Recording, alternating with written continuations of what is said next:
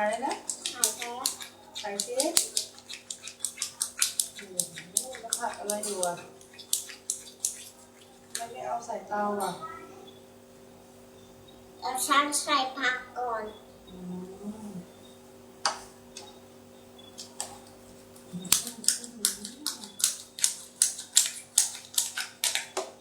หนูก็เลยรักแม่เนาะค่ะ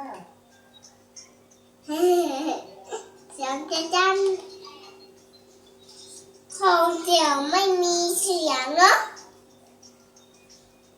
แต่ว่าจะเก็บอยู่แล้ว